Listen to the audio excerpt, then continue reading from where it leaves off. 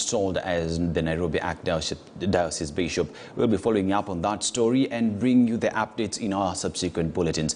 But now we go to our conversation. The world continues to stare at the degrading environment and the effects that has on life and the face of the earth. Several measures have been put in place to address climate change in order to restore the environment and avoid the unending disasters caused by the wanton destruction of the climate. But in all this, where do the youth fall? What's their role in protecting the environment? This conversation comes days after the COP26 that saw New Deal signed. I am having this talk with Victor Mugo from Climate Food Systems. Karibu sana, Mr. Victor Mugo. Now, this conversation on climate change is timely, especially now knowing that the youth have longer time to spend on the face of the earth. Just how important is it for them to start having conversations around climate conservation, rather? Thank you so much, Dennis. It's really great to be here, and welcome to all our viewers. And I think one of the greatest threats to our planet is the belief that someone else is going to save it. And so what we've seen is young people really coming up and taking up the front. Really, what we've seen, especially even from COP26, is young people taking the lead. And this stems from the belief that we will be here in Earth longer. And so anything that deals with sustainability is something that we would want to crave for, is something that we want to see happen. But also, it's also the opportunity that climate change really can also be a business opportunity for young people. And so, for example, in climate smart agriculture, young people can get into agriculture that takes into consideration the changing climate, and they can be able to make a living for themselves, better than conventional agriculture. And so I really think that on those two aspects, that young people are really passionate about their futures, but also climate change can be turned into an investment opportunity. It can also be turned into an opportunity to provide decent employment opportunities for the youth. And so I think that's why young people are really passionate about climate change. Now, when you talk about young people being involved in agriculture in order to conserve the environment, just let's talk about smart agriculture. How then do the young people who are tech savvy get to tap into that market in making sure that the environment is saved in a sustainable manner and also in a way that they understand it better? Absolutely. And just looking at climate smart agriculture, really, it's just simply agriculture that takes into consideration the changing climate. And so what we've seen is that the greatest risk for agriculture is climate change. And so one of the areas that makes agriculture not profitable and sustainable is the fact that climate risks really come into agriculture. And at the moment, we can even see this happening. About 2 million people are facing hunger at the moment. Our crops are not doing well because of the extended drought. We had a locust crisis that, for example, wiped out a great amount of our crops. We've seen about people affected due to the rising levels of waters in Rift Valley lakes. And these are some of the effects of climate change. And so what we need to do is to calibrate our agriculture such that it takes into consideration the changing climate. And so this can be very important for the youth, especially considering that the young people traditionally have not been really passionate about agriculture. But now with climate smart agriculture technologies, management practices, it brings a whole new dimension of how agriculture is done. And so this makes it quite attractive for young people to participate in it. Now, when you talk about climate change and the youth, we understand that the youth need to be given a seat on the table to be able to also give their contribution when it comes to conserving the environment. How have the youth been given that seat on the table so that they can also share in conserving the environment and their future for that matter? And thank you so much for that. And I think the youth have not even waited to get a seat at the table. They are creating their own table. And let me just show you how we are doing this. I've seen very many young people going to the streets, urging governments to take responsibility for some of the climate change effects that we are having right now. To see parliamentarians make robust policies that take into consideration the changing climate. And so as we wait to get that seat on the table to speak with our parliamentarians, to speak with our governments, the young people already are creating a table for themselves. And so whether we are given that table or not, is that we will continue to participate in climate change mitigation, in climate change adaptation. We know how really important this is in our times. I think right now, apart from the COVID pandemic, the greatest threat to humanity is climate change. And we can see that we are dancing in the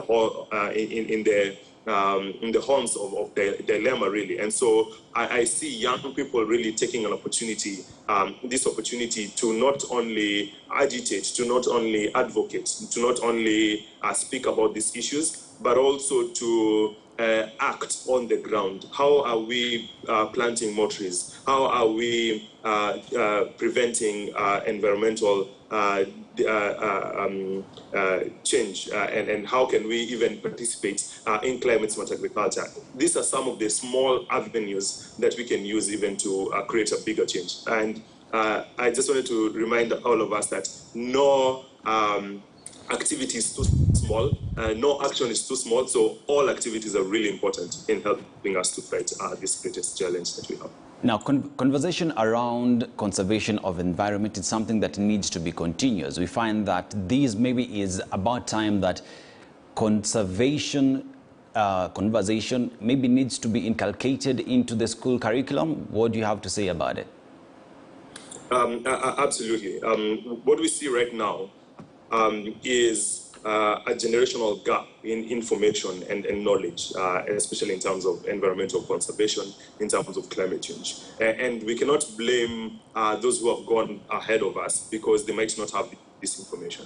But we have an opportunity, I think, with the curriculum-based competency, the CBC program, really, to make sure that, that we start them young. What we've seen is that these habits are things that we pick up. And so if we are able to pick them up from the time we are young, then it's possible to really create a generation where we are really climate conscious. I still get the feeling that some people who are older than us still feel that climate change is an abstract problem, a problem of the future, and so they are quite fit solving the climate change issues or just the issues of today. But what we need to think about is even the issues of tomorrow, and how will this affect young people? How will this affect the generations to come? And so the CBC is a great opportunity for that. But also I think the 4K clubs are also a great opportunity. We've seen the rise of 4K clubs again, which is something that is quite impressive. But also the 4K clubs should inculcate this aspect of climate change, environmental conservation, and how really they can be more climate conscious, that in every action that they do not exacerbate ecological scarcities that we are facing at this moment in time. Now, we're having this conversation approximately a week or so after the COP26 conversations in Glasgow, Scotland. Now, during that conversation, do you think the deals that was signed, Kenya as a country that does not contribute so much in destroying the environment, has our issues been captured? And if so, if not rather, how then do we ensure that our rightful place is captured by those deals? And I tend to think of Kenya as a global leader. I think in terms of environmental conservation, in terms of climate change, we were one of the first countries to create a revised NDC. We have quite a number of robust policies that we have created as a country.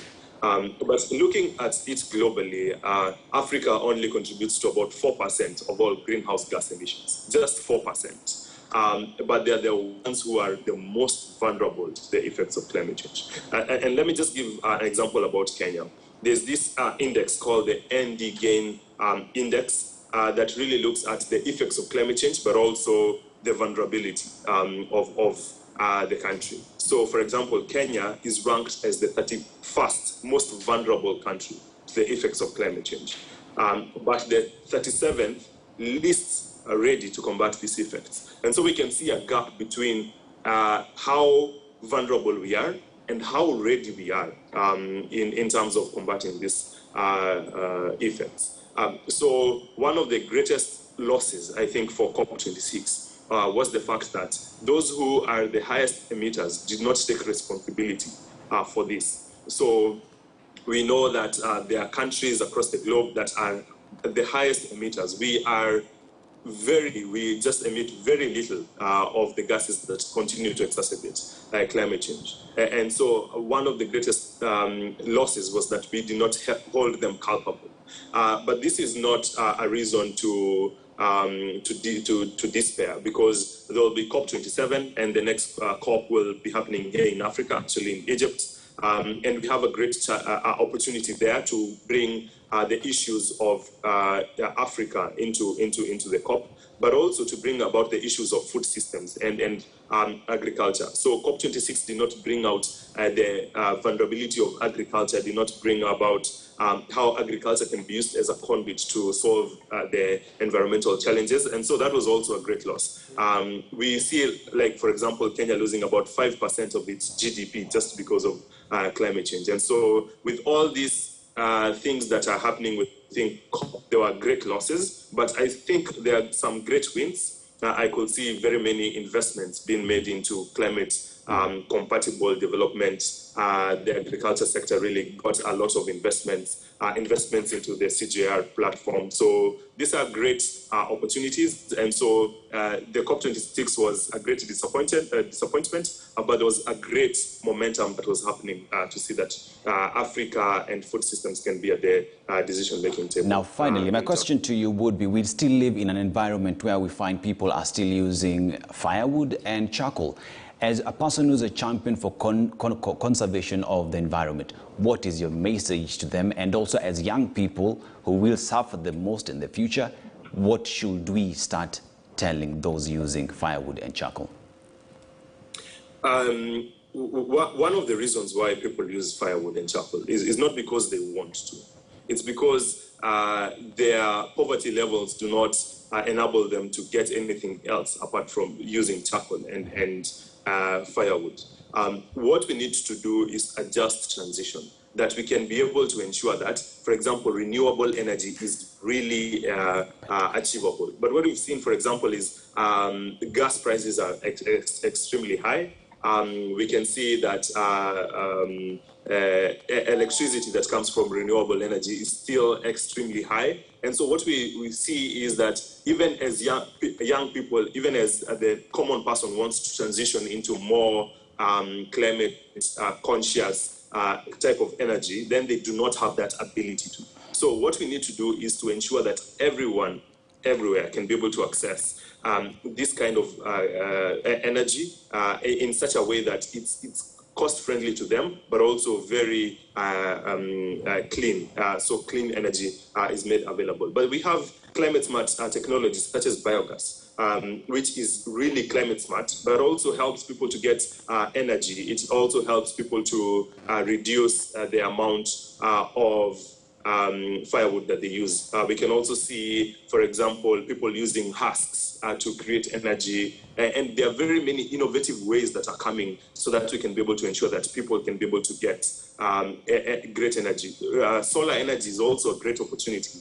But what we see is that these things are quite expensive. What we need to do is to make sure that everyone can get access to this in a cost-effective way. Thank you very much, Victor Mugo there from Climate Food Systems. We're having a conversation on climate change. He says it's important for